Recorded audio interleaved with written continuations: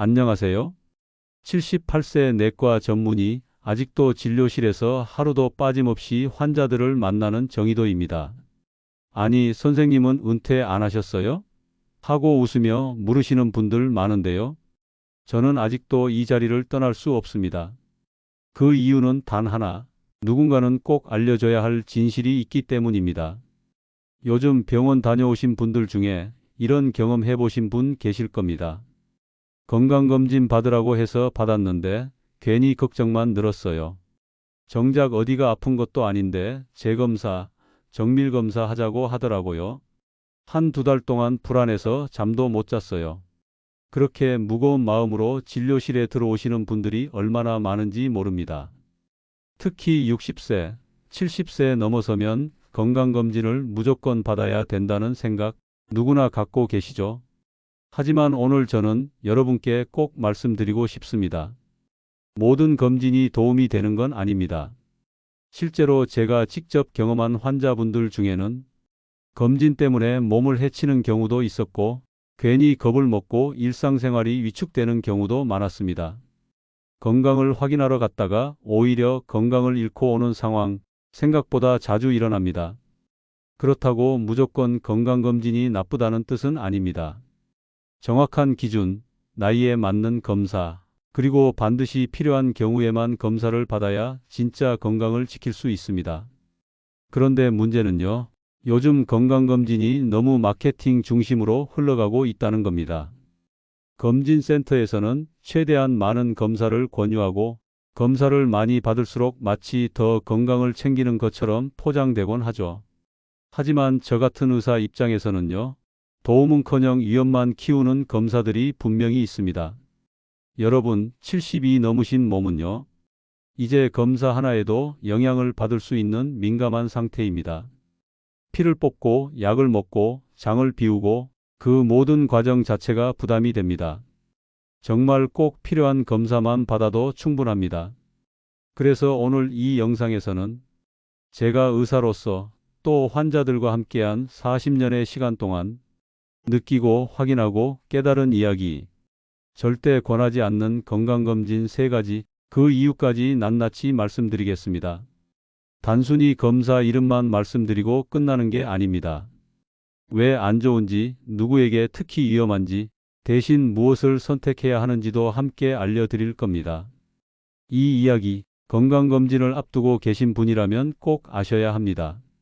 그리고 자녀분들이 부모님께 검사를 권하신다면 이 영상 함께 보시고 꼭 다시 생각해 보시길 바랍니다. 무조건 검사 많이 받는다고 오래 사는 거 아닙니다. 검사를 잘 선택해야 후회 없는 건강관리가 가능합니다. 영상을 보시는 여러분께 꼭 드리고 싶은 말이 하나 더 있습니다. 건강은 검사로 만들어지지 않습니다. 건강은 매일매일 살아가는 삶의 습관에서 나옵니다. 오늘 영상 꼭 끝까지 보셔야 합니다. 특히 마지막에는 검사보다 훨씬 더 중요한 노년기 건강관리 방법도 따로 준비했습니다. 꼭 끝까지 함께 해주시고요. 앞으로도 제가 알고 있는 건강 정보들 정직하게 전해드릴 테니 구독과 좋아요 한번 눌러주시면 정말 큰 힘이 됩니다. 그럼 지금부터 많은 분들이 착각하고 계신 하지만 절대 받아선 안 되는 건강검진 3가지 바로 이야기 시작해 보겠습니다. 첫 번째는 전신 CT 촬영입니다. 정확히는 증상도 없고 특별한 병력도 없는 분이 혹시 뭐라도 나올까봐 받는 전신 CT 검진이죠. CT는 방사선이 아주 강하게 사용됩니다. 특히 전신 촬영은 한 번에 수십 장의 고화질 사진을 찍기 때문에 피폭량이 상당히 높습니다. 나이가 젊은 사람도 피폭은 걱정해야 하지만 60세 이상, 특히 70대 이상이라면 이 방사선 노출이 더 큰 부담이 됩니다. 왜냐하면 노년기에는 이미 세포 재생력이 떨어져 있고 방사선으로 인한 조직 손상이 회복되기 어렵기 때문입니다. 더 큰 문제는 전신 CT에서 정확하지 않은 이상소견이 너무 자주 나온다는 겁니다. 대부분은 큰 의미 없는 작은 혹이나 결절인데 이게 발견되면 바로 정밀검사, 조직검사, 수술까지 이어지기도 합니다.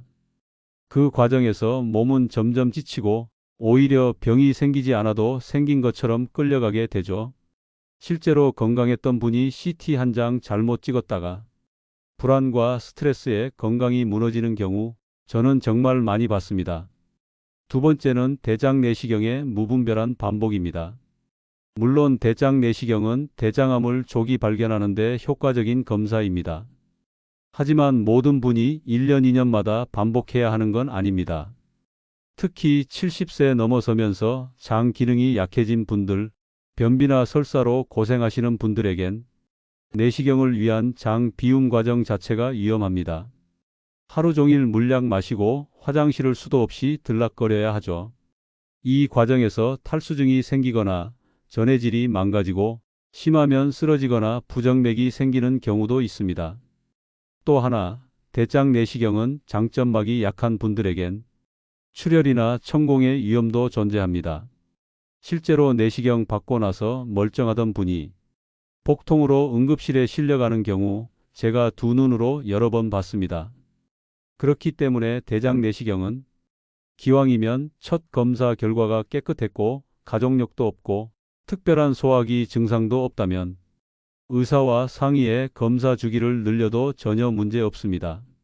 세 번째는 노년층 여성에게 행해지는 불필요한 갑상선 초음파 검사입니다.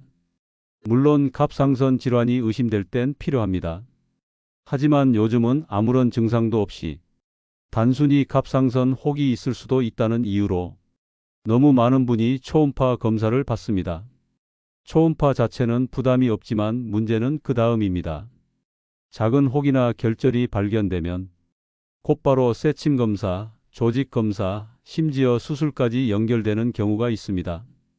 그런데 갑상선 결절의 대부분은 아무런 증상도 없이 평생 지켜만 봐도 되는 양성입니다. 이걸 괜히 건드려서 갑상선 기능이 흔들리고 호르몬 약을 평생 복용해야 하는 상황이 되는 거죠. 그리고 무엇보다 이런 과잉검진이 환자에게 불안을 심어줍니다. 혹시 암일까? 왜 이게 생겼을까? 그 생각 하나가 일상을 무너뜨리는 경우도 많습니다. 그래서 제가 강조드리고 싶은 건 이겁니다. 건강검진은 나이에 맞게, 몸 상태에 맞게, 그리고 꼭 필요한 경우에만 받아야 한다는 것. 검사 자체보다 그 결과를 해석하고 방향을 잡는 것이 더 중요합니다. 무조건 다 받는 게 능사가 아닙니다. 제가 진료실에서 오랜 시간 만나온 환자분들 중 오늘 주제와 관련된 안타까운 사례가 참 많습니다. 몇 분만 소개해 드릴게요. 아마 영상 보시는 여러분과도 닮아 있을 겁니다. 먼저 김정자 씨, 올해 74세 되셨습니다. 큰 병력도 없고 자녀들 권유로 종합검진을 받으러 가셨죠. 검사 항목 중에 전신 CT가 포함되어 있었고 당연히 요즘은 다 찍는다는 말에 수락하셨답니다. 그런데 검사 결과 폐에 작은 음영이 하나 보인다는 소견이 나왔습니다. 의사도 의심스럽진 않지만 정밀검사 해보자고 했고 그 뒤로 김정자 씨는 2달 가까이 폐 CT, 기관지 내시경, 조직검사까지 받으셨습니다. 결과요? 정상. 아무 문제도 없었습니다. 하지만 그 과정에서 너무 많은 방사선에 노출되었고 수면 내시경 후유증으로 며칠간 어지럼증과 메스꺼움에 시달리셨죠. 무엇보다 2달 내내 혹시 암이면 어쩌나 잠을 못 자고 입맛을 잃고 표정마저 굳으셨습니다. 검사보다 무서운 건 바로 그 불안이었습니다. 또 한 분, 이순복 씨는 76세 여성분입니다. 몇 년째 건강검진으로 대장 내시경을 2년마다 받으셨는데요. 장정결제를 마시는 게 너무 괴롭다고 하셨죠. 그날따라 물약을 다 못 마셨는데 억지로 내시경을 진행하다가 장 점막이 손상됐고 이틀 뒤 복통으로 응급실에 오셨습니다. CT 찍어보니 경미한 천공이 있었고 며칠간 입원 치료 받으셨습니다. 정작 암도 없었고 용종도 없었는데요. 그 이후로 이순복 씨는 병원 자체에 대한 공포가 생기셨어요. 괜히 검사하다 죽는 줄 알았다고 하시더군요. 저는 그 말을 듣고 오히려 제가 더 죄송한 마음이었습니다. 그리고 박재무 씨 71세 남성입니다. 갑상선 초음파에서 작은 결절이 나와 새침 검사를 권유받으셨고 검사 후 통증이 심해졌습니다. 며칠 후 갑상선염 소견이 나타나고 결국 갑상선 기능이 떨어져 약을 드시기 시작했죠. 그 결절은 악성도 아니고 자라지도 않았습니다. 그냥 지켜봤으면 아무 일도 없을 거였는데요. 검사 후유증으로 인한 갑상선 기능 저하증 때문에 지금도 매일 약을 복용 중이십니다. 이 세 분 모두 검사 때문에 건강이 나빠진 경우입니다. 문제가 있어서 치료받은 게 아닙니다. 문제가 없었는데 괜히 건드렸다가 문제가 생긴 경우죠. 반대로 꼭 필요한 검사는 미뤄서 더 악화된 사례도 있습니다. 그건 나중에 기회가 되면 다시 다뤄드릴게요. 오늘 말씀드리는 건 무조건 검사를 많이 받는다고 건강해지는 건 아니다. 그 단적인 사례들입니다. 중요한 건 이겁니다. 검사는 의사가 말해주는 대로만 믿고 받는 게 아니라 나에게 필요한지, 내 몸이 감당할 수 있는지 스스로도 판단해야 한다는 겁니다. 저는 그래서 요즘 환자분들께 꼭 이렇게 말씀드립니다. 검사는 치료가 아닙니다. 몸이 견디지 못하는 검사라면 그건 도움이 아닙니다. 진짜 건강을 지키는 건 과잉 진단이 아니라 균형 있는 판단입니다. 자, 이제 어떻게 실천할 수 있을까요? 오늘 영상 보시고 그럼 검사는 아예 받지 말란 말씀이신가요? 이렇게 물으시는 분 분명 계실 겁니다. 그 마음 충분히 이해합니다. 하지만 제가 오늘 강조드린 건 모든 검사를 하지 말자는 이야기가 아니라 불필요한 검사를 피하고 꼭 필요한 검사만 받자는 원칙입니다. 그렇다면 어떻게 하면 필요한 검사만 잘 골라낼 수 있을까요? 먼저 꼭 기억하셔야 할 점은 건강검진은 체크리스트가 아닙니다. 회사나 병원에서 정해준 리스트대로 다 받아야 건강해지는 게 아닙니다. 대신 이렇게 접근하셔야 합니다. 첫 번째, 현재 나의 건강 상태를 먼저 점검하세요. 예를 들어, 최근에 특별히 피로하거나 체중이 갑자기 줄었다거나 배변 습관이 달라졌다거나 가슴 두근거림이나 손떨림 같은 증상이 있다면 그에 맞는 검사를 선택하셔야 합니다. 반대로 증상도 없고 과거 검사에서도 별 이상이 없었다면 굳이 1년, 2년마다 반복적으로 고위험 검사를 받을 필요는 없습니다. 특히 전신 CT나 대장 내시경처럼 몸에 부담이 큰 검사라면 더 신중하게 접근하셔야 해요. 두 번째, 가족력이나 기저질환 여부를 따져보는 것도 중요합니다. 예를 들어 부모님 중에 갑상선암이나 대장암 진단을 받으셨다면 그 분야에 대해서는 주기적인 추적이 필요하겠죠. 하지만 아무런 가족력도 없고 그동안 꾸준히 검진받아온 이력이 있다면 검사 주기를 조절하거나 생략해도 무방한 경우가 많습니다. 그리고 세 번째는 가장 중요한 부분인데요. 주치의와 꼭 상담하고 결정하셔야 한다는 점입니다. 요즘은 인터넷이나 SNS에 검진 정보가 넘쳐나죠. 이 검사는 무조건 해야 한다. 이거 안 하면 암 늦게 발견된다는 말들도 많습니다.